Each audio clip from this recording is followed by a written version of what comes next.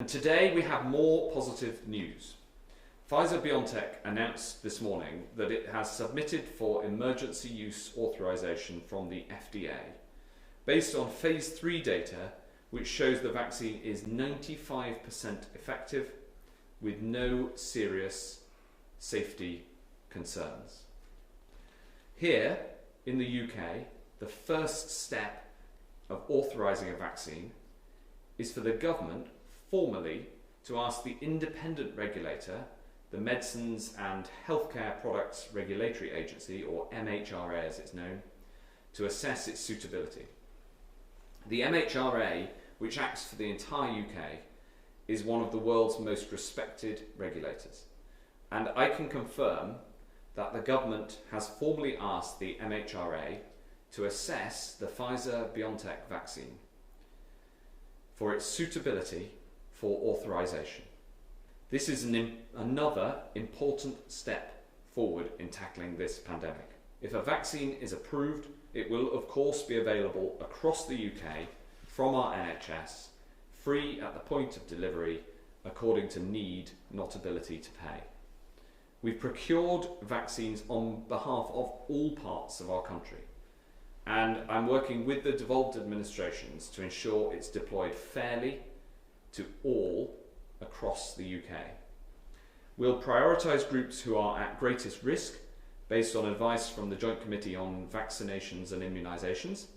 And it's worth saying this, the rollout will be a massive logistical challenge, but I know that the NHS can do it, not least because they deliver the flu vaccine programme each year. And the NHS is in the process of establishing vaccination centres across the country that can manage the logistical challenge of needing to store the Pfizer-BioNTech vaccine at -70 degrees. In addition, it is establishing vaccination hubs in hospitals for NHS staff. These two routes are likely to comprise the bulk of the campaign this side of the new year. Then there will be a community rollout involving GPs and pharmacists. Last week we asked GPs to sign up to deliver local services, and I'm really grateful that so many are coming forward.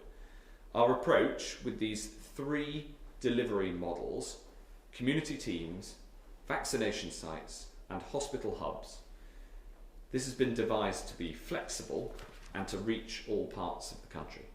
I know everyone wants to know about the timing and the speed of the rollout. That will depend on the speed at which the vaccines can be manufactured. We know that the manufacturing process for all vaccines is difficult and uncertain. So I've asked the NHS to be ready to deploy at the speed at which the vaccine can be produced.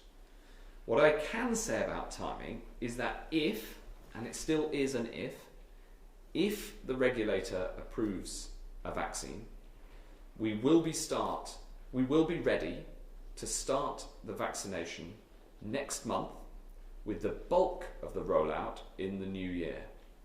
We're heading in the right direction, but there is still a long way to go.